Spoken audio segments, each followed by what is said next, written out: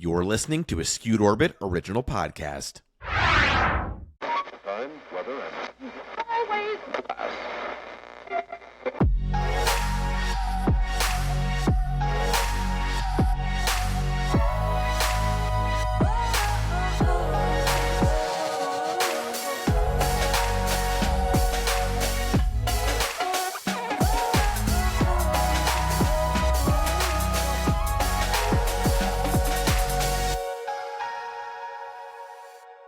Yeah, but I'm so excited we're doing this. Yes. Yeah, I was telling Caroline, I was like, I started to tell her our whole background, and then I was like, I want to save it for the pod. Yeah. So, what a beautiful comedic Cinderella story. I feel like, because here's what I want to say, and then I want to hear everything from you and how the experience has been. But when I think about, I met you doing I guess I was there doing Christmas shows, but it was like right around the holidays. Mhm. And we did, I don't even remember what bar that was at. And I remember seeing you and I was like, oh, that person will be famous. Like there's not a lot of people. And I really mean that. I mean, and obviously I think you're seeing the fruits of your labor and how attracted people are to what you're offering. But, you go around, you see all sorts of people doing comedy. Mhm. And yeah, I remember. And then later when I was talking to you and I was like, oh my God, I was like, you are hilarious. Like, tell me everything about you. And you're like, oh, I'm moving to LA. And I just so distinctly remember that because so many people that you meet in other cities are like, oh, I'm moving to LA or I'm moving to New York. And rarely, and sometimes it's circumstantial, it's finances, it's a lot to move. But it's a lot of just courage to decide to move. Mhm. And you're like, I'll be there in March. Well, of course, that was March of 2020. Right. And then everything happened. So what I'm most curious in is like prior to when you were like, I was going to move, like, when did you start doing comedy? Was comedy something that you were always doing? Like, what was kind of the act one of this story of your life right now? Mhm. So, comedy was something I was always interested in and into. And I think a lot of people from like middle class Midwestern backgrounds maybe feel the same way. I don't want to project, but I never understood that it could be a career for me. Like I was like, oh, I'm going to be a teacher or maybe like an attorney or maybe, just something practical where I knew I could get a 4-year degree in a job or go to grad school and get a job out of grad school. I never understood that I could just go be an artist. And now And you are one. I'm an artist. But my parents, we watch The Daily Show all the time. Okay. I watched The Daily Show probably as early as middle school. My parents loved stand-up. We would watch Last Comic Standing. My parents were huge fans of Tammy Pescatelli, Alonzo Bowden, Gary Goldman. We just loved them on Last Comic Standing. So as a child, I was watching all of these comedians and just really admiring and enjoying them. And it wasn't until I was an adult that I understood, like, oh, I could actually like try this. So how long were you doing stand-up before I saw you, which was December of 2019? 4 years. Okay. So I started at pretty much the end, late September 2015. Do you remember your first set? I do. Do you use any of it, or do you look back and you're like, that, I don't know what that was? No, I don't think I don't think I have anything from that first set. Yeah. It was a lot of just like things that I thought were super quippy, but like weren't. Yeah. And it was funny. No, go ahead. It was funny to me at the time, but now I look back and I'm like, oh, none of that was well constructed. I was just kind of up there talking. And Yeah. Yeah. Well, sometimes I find that's what I'm doing all over again. I'm like in between when I'm trying to find what I think is funny. Because I feel like you're more of like structure, right? Like you sit down and you're like, okay, I'm going to write this joke. Like this is what I want to write, right? Yes. Yeah. See, and Alex is the same. And I'm always very envious of that because I'm like, all right, I kind of have this idea and then I got to roll it around and then I got to pick it apart and then finally be like, okay, here's our setup, here's our punchline. But what I'm curious of, like, so if you grew up liking comedy, and I don't think you're projecting at all. I think there's so many people, maybe not so much anymore because of social media and things like that everybody can just, they can just start. But I think especially our generation, it was that of like, well, how do you get there? Like, obviously some people do that for a job, but how do I get there? But I'm curious of, like, as a kid, do you feel like you had like a pretty big internal world? Because I think what makes you so compelling, at least I won't speak for, but for me on stage, is off stage, like you're pretty um like self-contained. Like, I would never be like, oh, we've invited Liz to this thing, I hope she behaves, right? Right, Like, right, I'm right. like, oh good, Liz is coming, I'll have somebody to like help me, tell people where the restrooms are or whatever. Like, Right, there's right. that sense of self-containment, which is also just so nice, as like, people that you either like in a writer's room or like you want to hang out with, you want to hang out with somebody who can like handle their shit, which is Mhm. not most comedians. But do you think that's where a lot of the imagination and the comedy came from? Or was it more external of like, oh, my family, like, was it fish out of water in that way that you were kind of observing what they were doing? I think it was much more internal. Um, yeah, I think I would just see things out in the world and be like, "Oh, this is what I think of that, and these are my ideas about that." Um, Very little of my humor is inspired by my family because they're just chill, nice people. Oh, They I don't love do a that. lot of like weird or strange things. They're just very nice. I like that. You're Bunch like, of teachers, they're always reading and doing like, you know, chill stuff. yeah. No, I'm always just curious because I feel like my compulsion for doing comedy is very much because I feel that way of like, especially as a little kid, and now I know how to better articulate it, where I'm like, Mhm. is no one else seeing this? Like, that's how I feel, right? Like, I'll see something and I'm like, how is no one else talking about how absurd this thing is? And so for me, comedy is almost more of like when I say, I'm like, to me, comedy is very spiritual, because if you can make an entire group of people laugh, that's a recognition that what you think is correct. Like, for Mhm. me, it's this sense of like, oh my God, I'm not the only one. Right. Like, it's such a shared experience. Now that you're stating it in that way, yes, I would say the absurdities in teaching are what really pushed me to try stand up for the first time and to talk about my experiences. Yeah.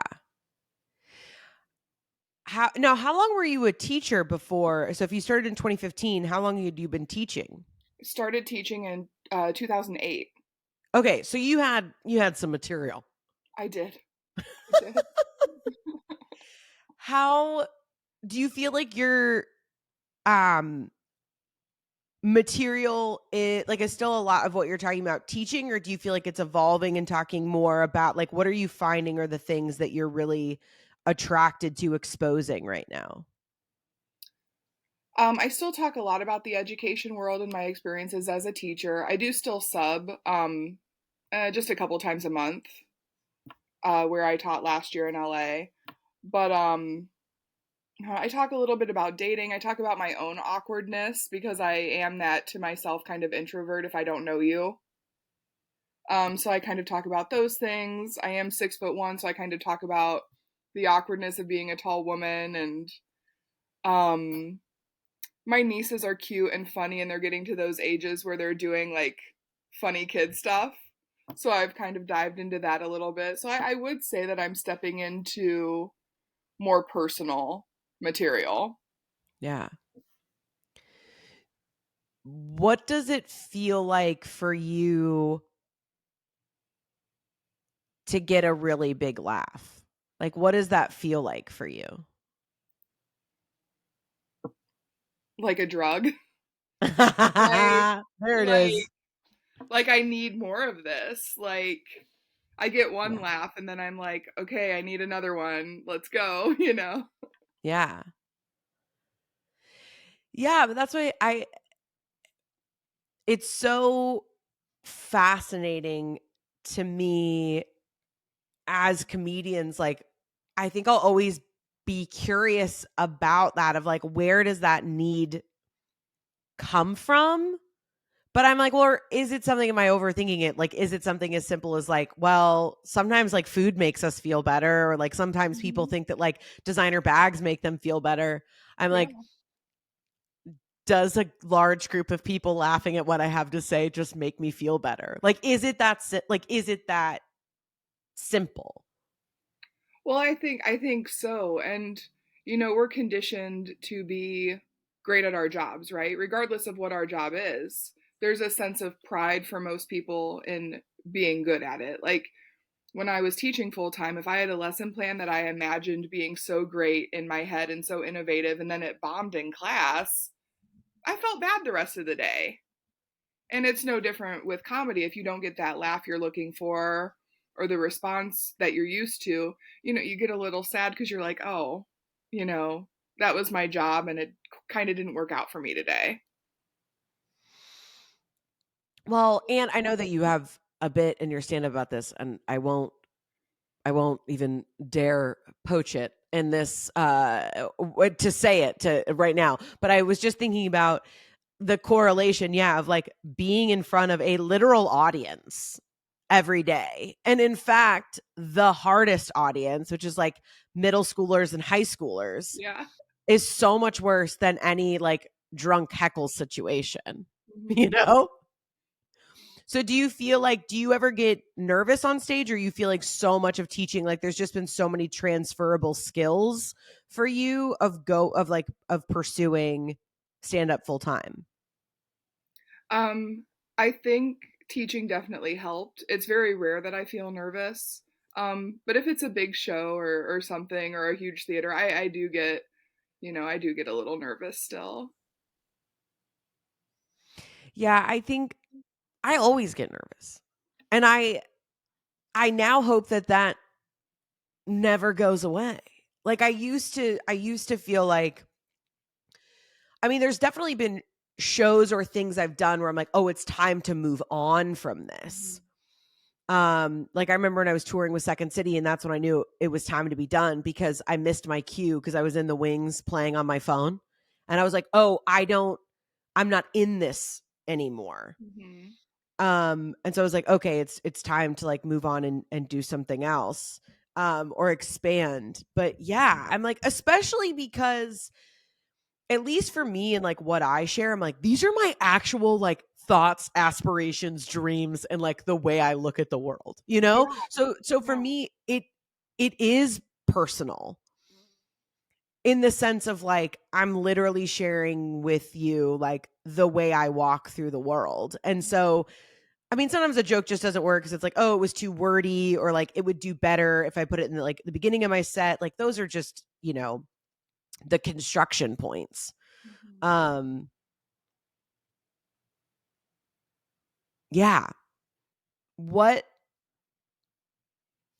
how do you feel? This is such an open-ended question, but like I feel like I've just been like rapid fire asking you like actual questions, but I'm just curious because I know, during COVID and just like everybody else, we were having like being hyper safe. And so the only way that we could all hang out was like essentially masked on the beach, a couple people apart. And Yeah. that's what we did for a while, like our small little group of comics. And we were just kind of, like, what can we do in the in between? But for you, it's like, what was that experience like? And did you feel like you experienced any like, oh, maybe this isn't going to work? And then versus like where you are now, like, what has that experience been like for you? Like, have you processed it at all, or are you still just kind of in it?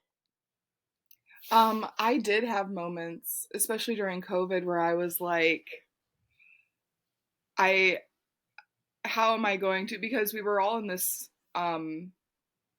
or at least I felt that I was in this um kind of situation where I was almost back to square one. doing open mics in parks. I did an open mic outside of a bar on the street in Venice. Like, without an audience, people were just like stopping and watching for like a few minutes here and there on their way to wherever they were going. And it did feel at times like this wasn't going to work out at all. I had moments where I was like, why did I move out here? Why did I? And then I would remind myself, though, like, had I moved to New York or Chicago and take the pandemic out of it, I'd still have to be doing open mics. I'd still have to be networking and meeting new people and reestablishing. So I tried to think of it in that way. Like, you chose to move to a new city, you chose this new experience. You knew you were going to have to kind of reestablish and get your footing and just kind of push through it. Yeah. What does it feel like now? It feels pretty good now. I feel like I've gotten the results I wanted over time.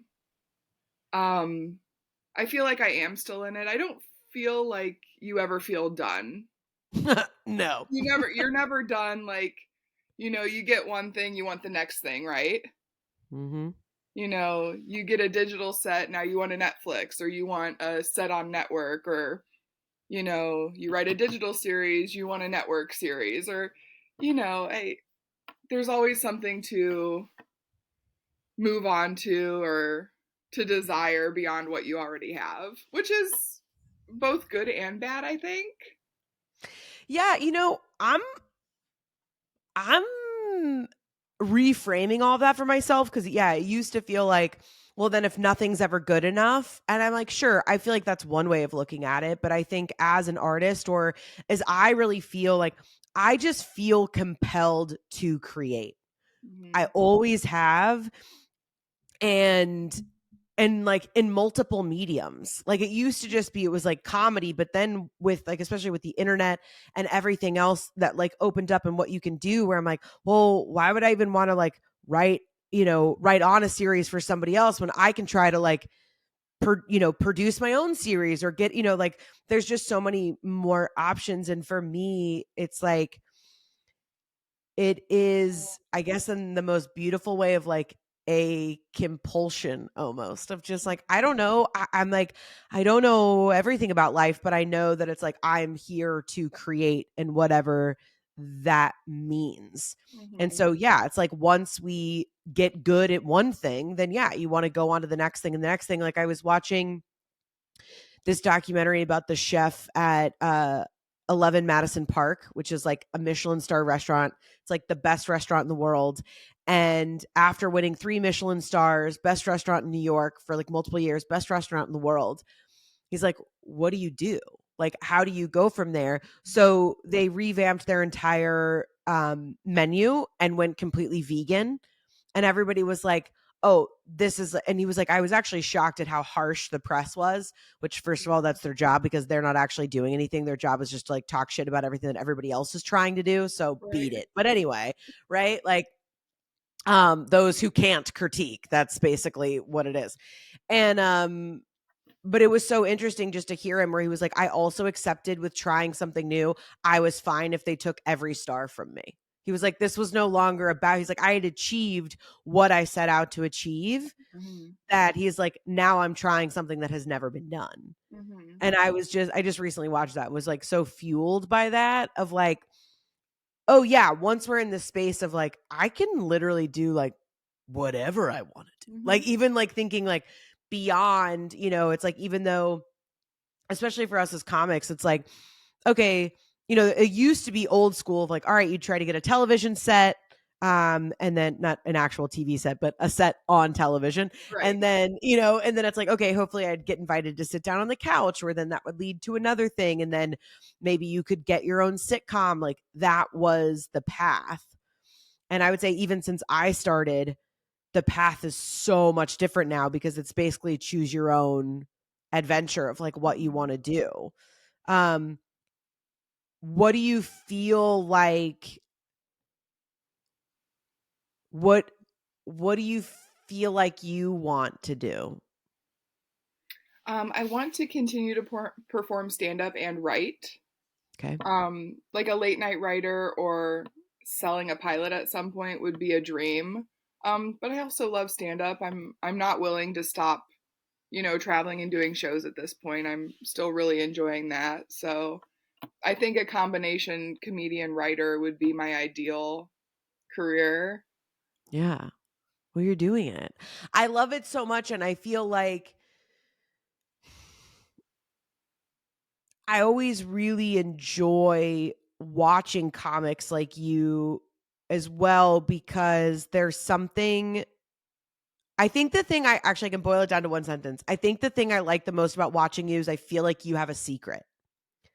I don't know how else to describe it, but there's like something like when you're up there, like both your pacing, like it just feels like you're like there's just like a little secret. Like it's like, here's like what I'm doing. And what I mean by that is it creates this really beautiful tension with the audience. And I think it's because the difference of the way that like, you know, you're so self-aware in a lot of like your humor, but you're also just using that to your advantage. And so we're like, oh, what's this like sweet woman going to tell us about? Right. Like we're like, oh, look at this sweet lady who's going to talk to us. And then using that to, as I always define it for comics, it's like find out the way that the audience views you and use that to your advantage. Mm-hmm. It's like tell us who you really are. And sometimes that is like, you know, but I'm curious if you feel like there's anything with all the shows that you've been doing and the growth that you've had.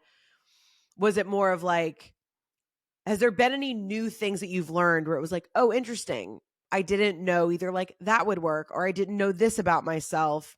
Or is it more been like, no, it's working and I knew it was going to? I would say I've evolved. I used to write from more of a place of frustration, especially when I first started. Mm.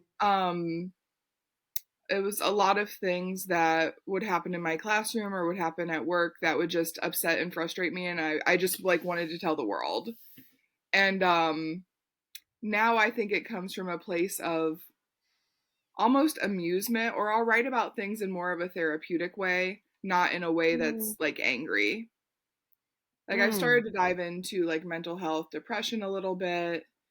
Talking about my family. I'm not writing about them in an angry way. I'm amused, and it's fun to process, the cute things my nieces say, and things like that. So I think I write in a way that doesn't come from frustration anymore, if that makes sense.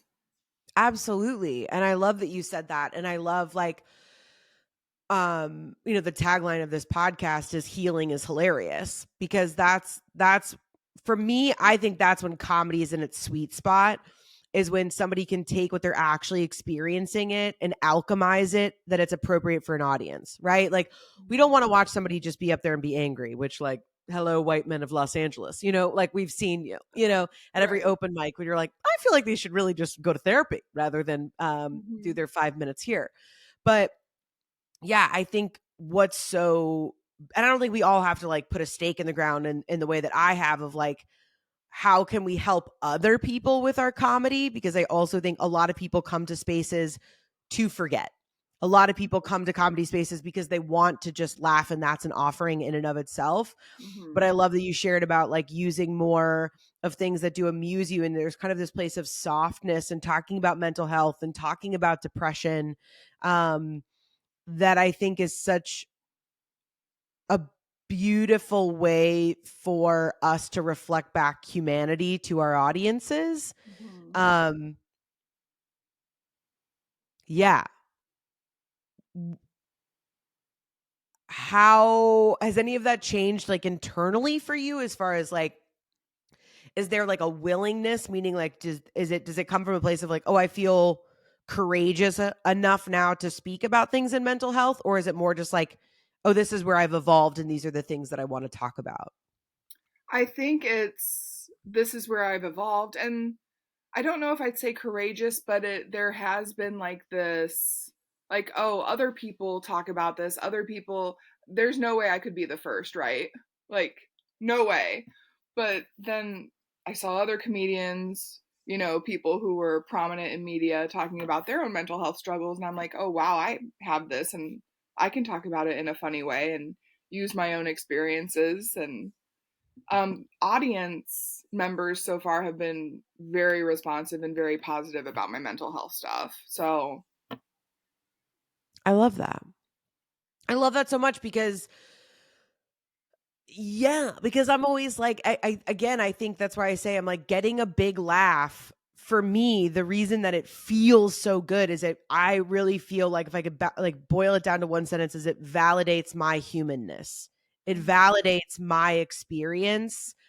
And it's like, where else in the world do we get that? Where like in a span of 30 minutes to an hour, you get to know somebody so intimately and they get to be like, oh yeah, me too. Me too. Oh yeah, me too. And that's all they're right. doing when they laugh, right? Like I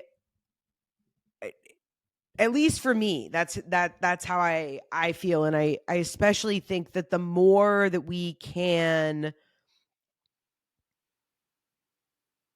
talk about mental health and depression and things like that in a way that is both acknowledging the weight of them and the reality of what it feels like to be in a depressive episode, but also being able to bring levity to it of like, we don't have to only be our like, mental struggles. We don't only have to be our depression, and that's so much of even like what this podcast is and like so much of what I share, which is like things can be two things at once.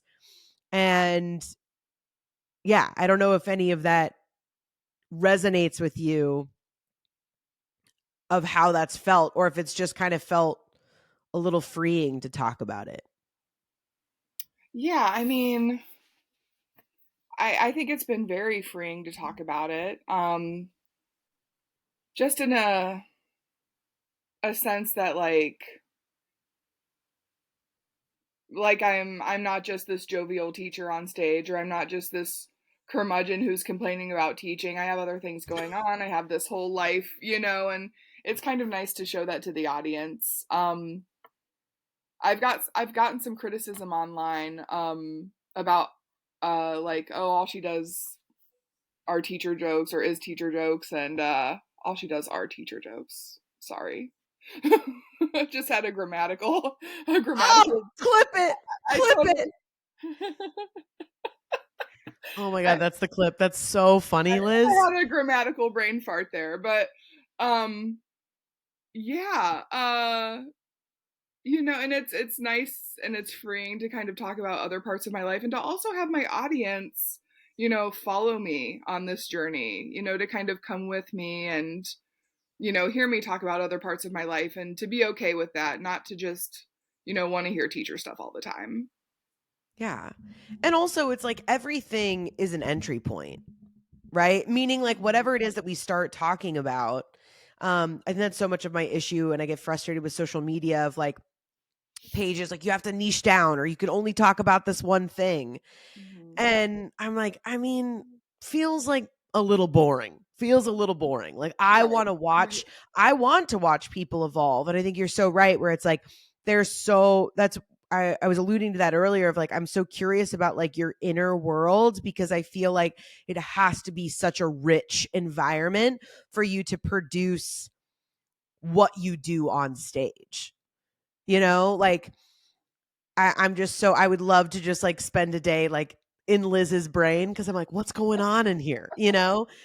Because again, I feel like I think the thing that I also really like about you both as a person and as a comic is like, I don't, when you're hanging out in a green room and people are just, they're on, like I'm Mhm. like, I don't need to hear your whole resume in the 15 Right. minutes we have before this starts. You know what I mean? You can just let me know on stage how funny you are. And, um, And I would do you identify as like, a little type A? Do you feel like that's kind of you're like, I like to know what I'm doing. I like to know where I'm like, do you identify with that at all? Absolutely.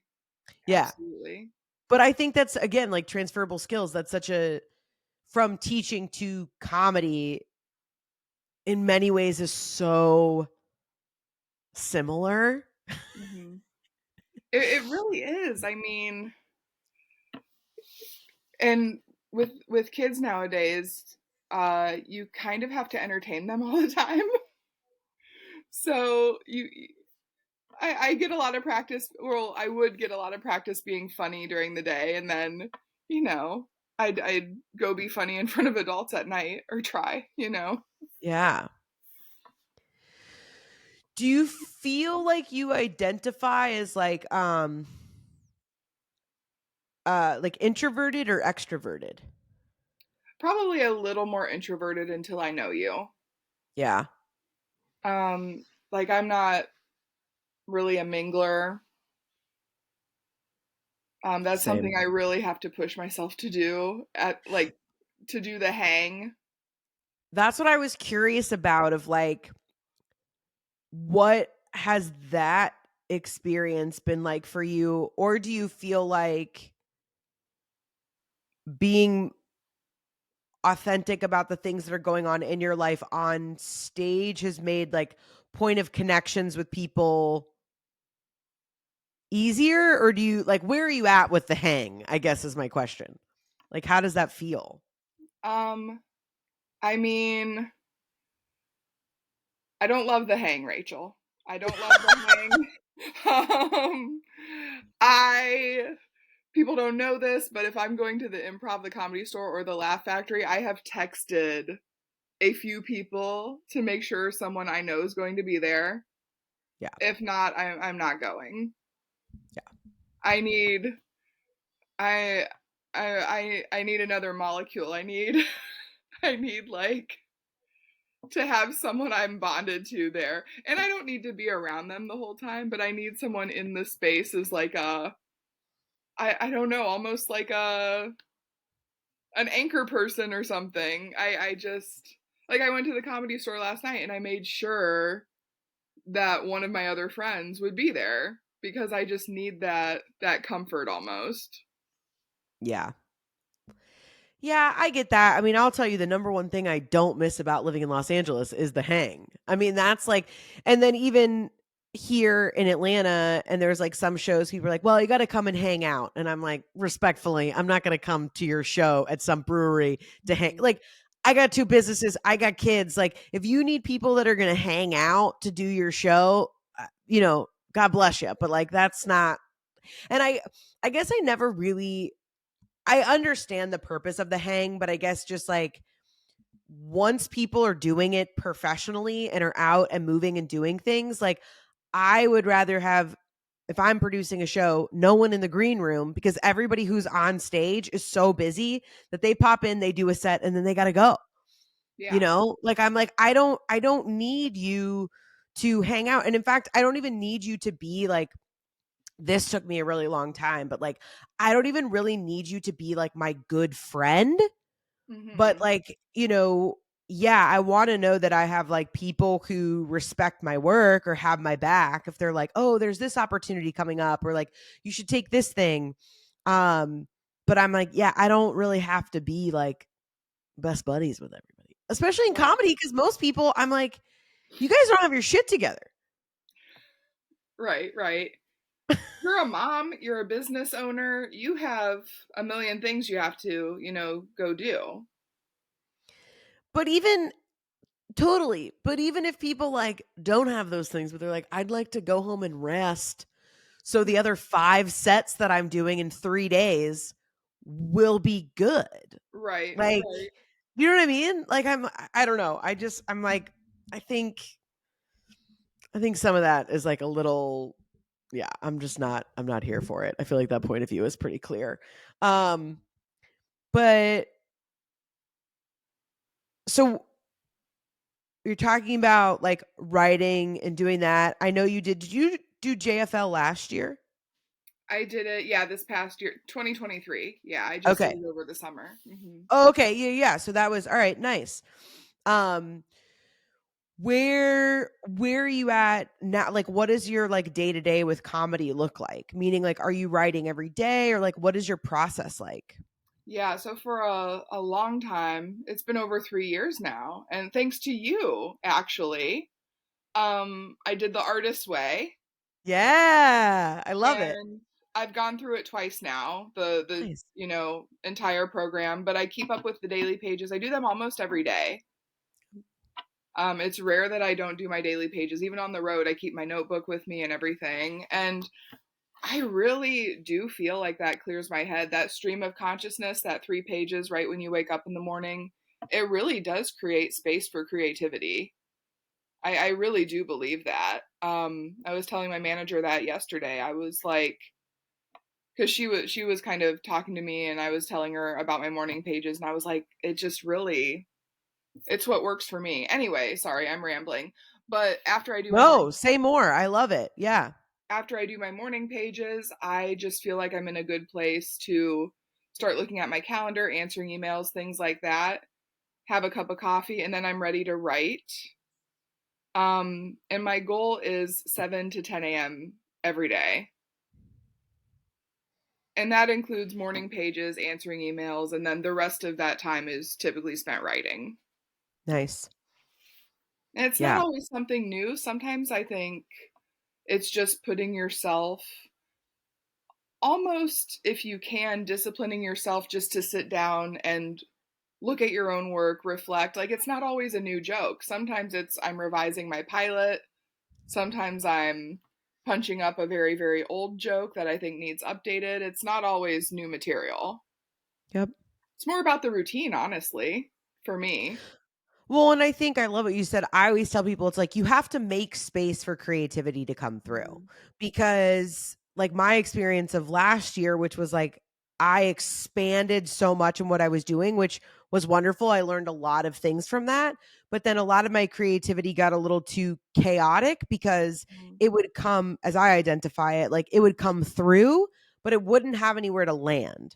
So I had all of these kind of like half ideas, half jokes, half, and so I didn't have a space for anything to like fully land. And I think you're so right, where like for me, I have to make sure I really clean the house at night. Like the boys are asleep, Alex is doing his own thing, it's about 8:30, and I have these little they're non-psychoactive, but they're lion's mane like mushroom drinks. So they're really good for like focus and calming me down. And like I put one in like, little mocktail glass, and I clean up the house. So that way it's like when I wake up and I'm starting the, chaos all over again, it's like, okay, tabula rasa, like clean slate. I can come down here to my office, and same thing, because you have to have a place for these creative ideas to come through. And I think in the same way of like creating clear mental space, for me, it's like physical space is such a huge thing.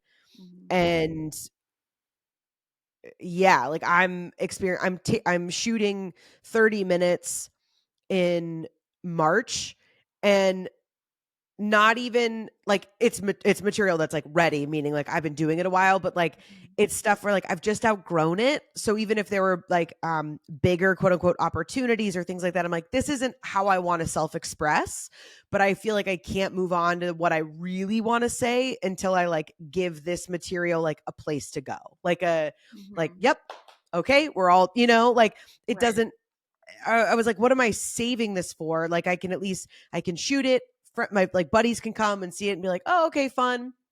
Chop it up, put it out online, and like so that it's of purpose. But then I feel like, yeah, my space will be clear where I'm like, what do I really want to say?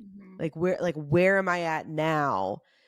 And really can like grind and churn something that feels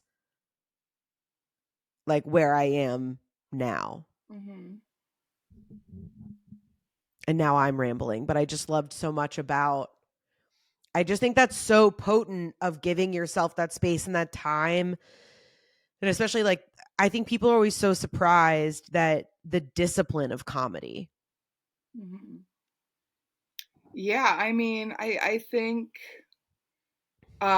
people think that we just kind of go up there and say whatever pops into our heads, but the truth is some of my jokes are 8 years old.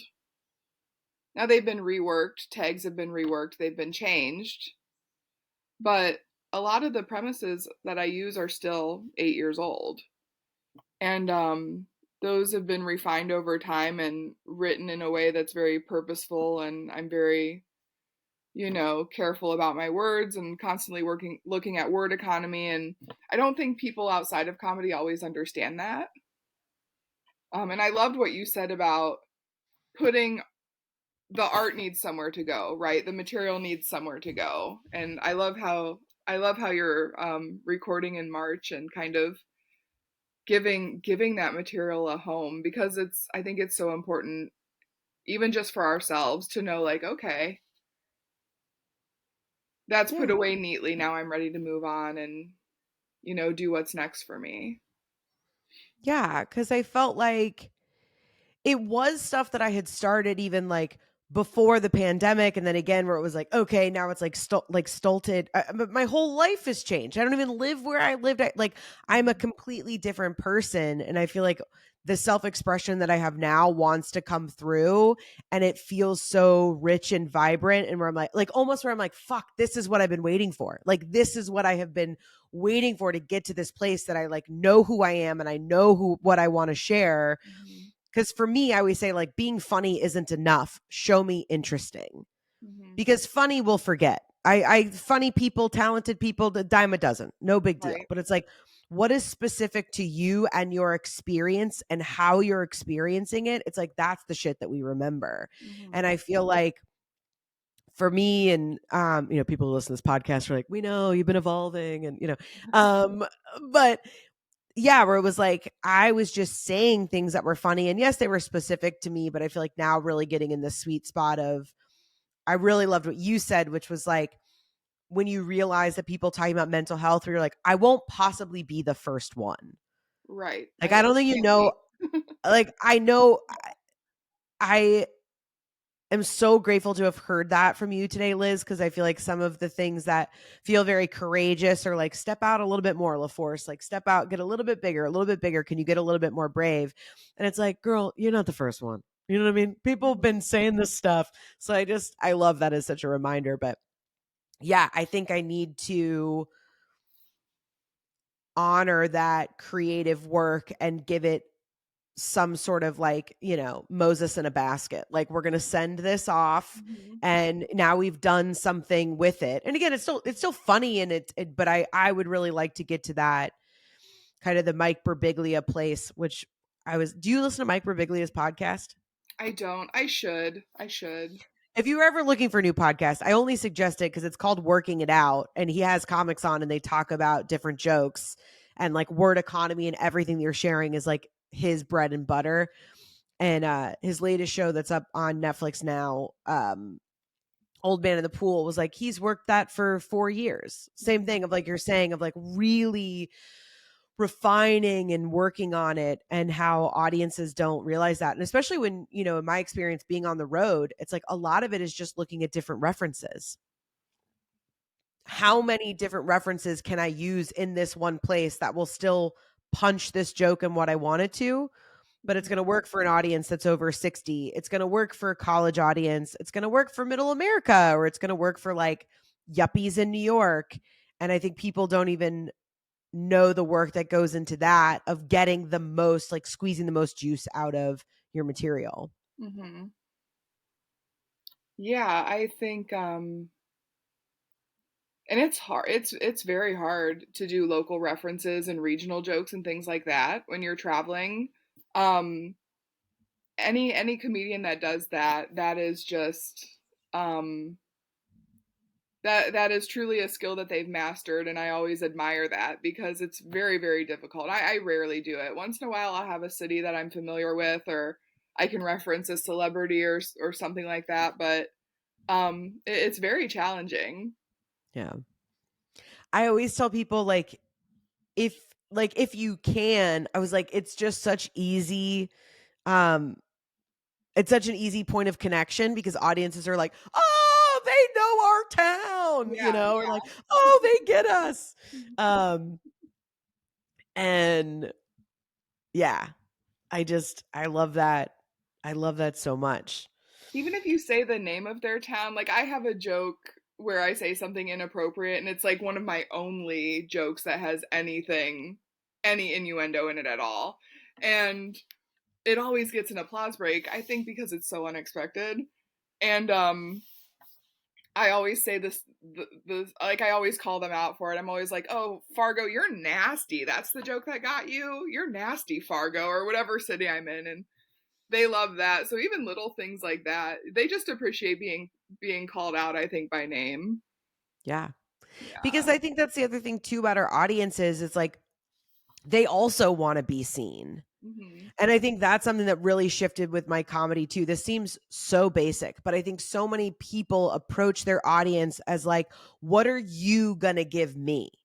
If I'm funny enough, then you will laugh at me, rather than like, these people have paid money, they have driven, they have come out. Like sometimes it's because they're coming to see you, sometimes they're coming to see the headliner and then they get to meet you. Like, Right. you know, really remembering that of like, this is a conversation in the way that it's structurally relevant, right? But it's like, this is a conversation in that back and forth. And yeah, I think our audience likes to be seen and validated. I mean, that's why callbacks are so great, right? Because it's Right. like, you say it the first time, it's a laugh. You know, if you say it a second time, it's like, oh, like we're a part of it. And then Right. you wait long enough and you say it a third time and your audience is like, this is magic, We you were all know? in on this joke.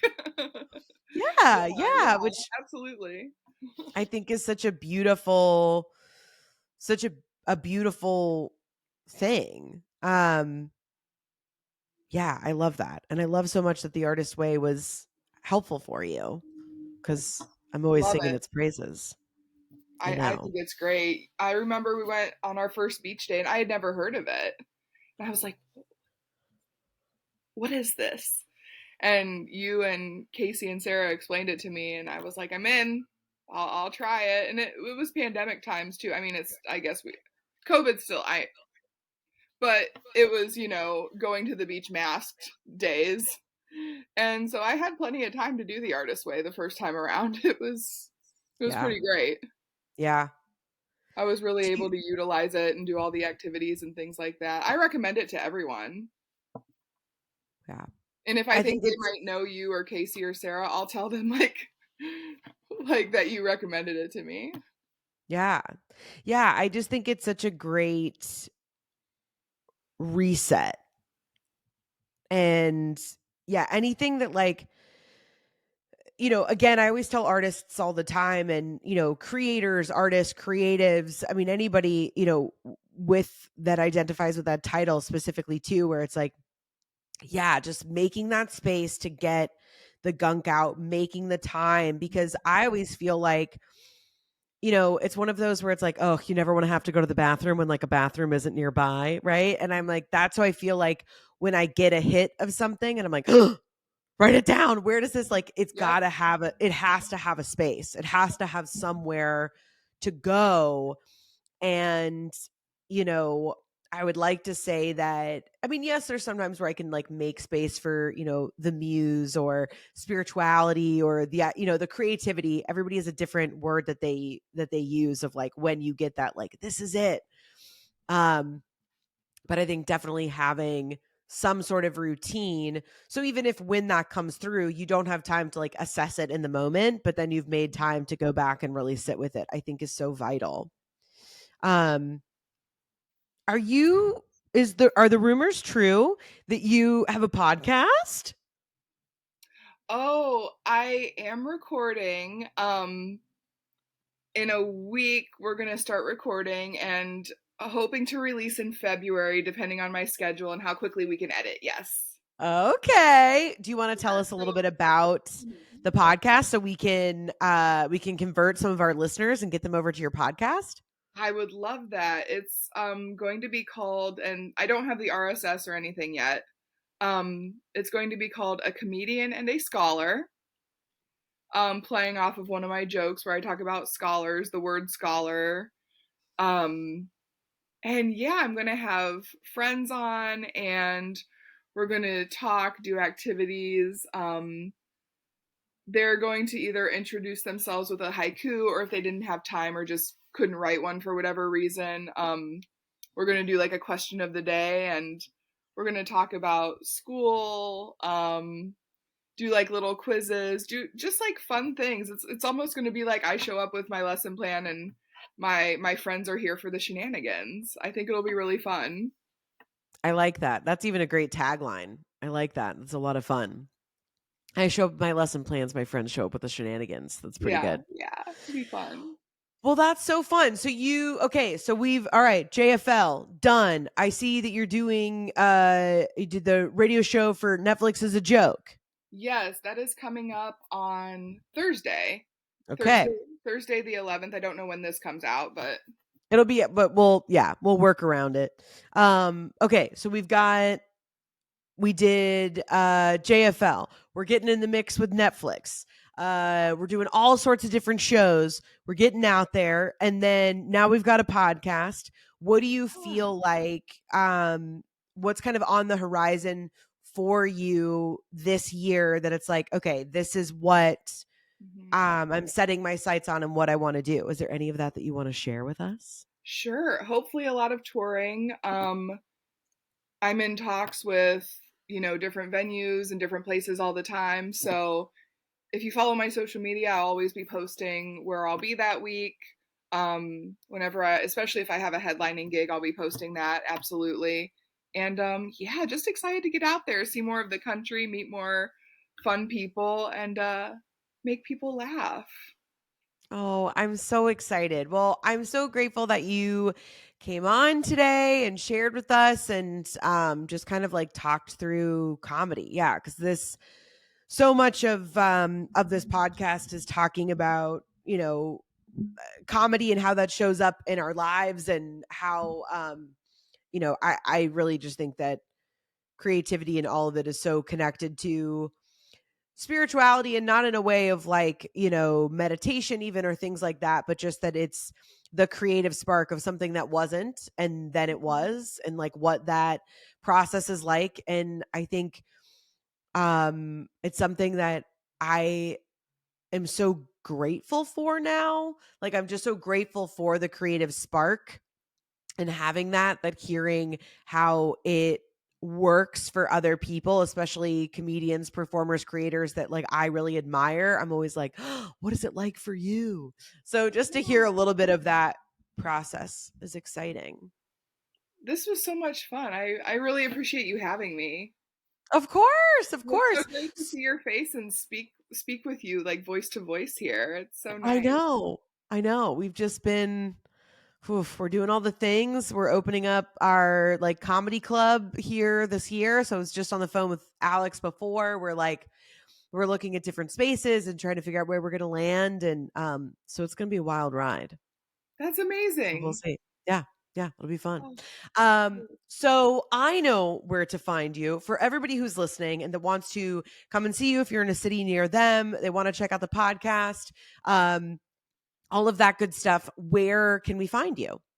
so all my social media at it's Liz Blanc, ITSLIZBLANC. The podcast is only on IG right now, Comedian Scholar Podcast. Great. Great. All right. Well, we'll see you out there. Awesome. Thanks so much for your time. You're welcome. Thank you. Bye.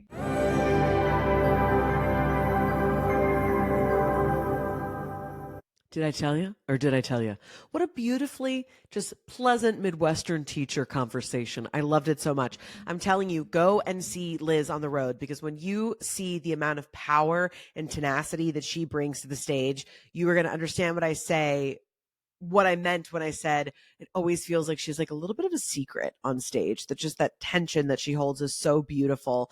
So please go and check out all things Liz Blanc comedy. You can find her on socials at It's Liz Blanc. All of that will be in the show notes, as well as her new podcast. So please go and check that out. Some of the funniest people today that are working are going to be on that podcast. So please go and check that out.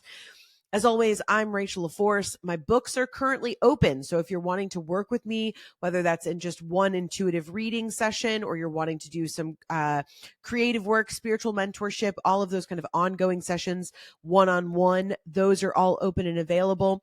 For all show information, everything else that I've got going on, and right now, humble brag, it's a lot. So go and check that out. RachelLaForce.com. Make sure that you're following over on YouTube for all of the long videos. If you somehow stumbled upon this, go ahead and hit that subscribe button, baby. You know what I mean? You know you want to. Also, you can check me out on Instagram and TikTok. So why not? If you're going to follow along in all the places, baby. All right. Be good to yourself. Take it easy. My husband always makes fun of me when he's leaving. I'm like, take your time, enjoy yourself. But why not? You know what I mean? Life is fast and dirty, so have a good time. All right. Tune out, tune in. Love you, mean it. Time, weather, and highways.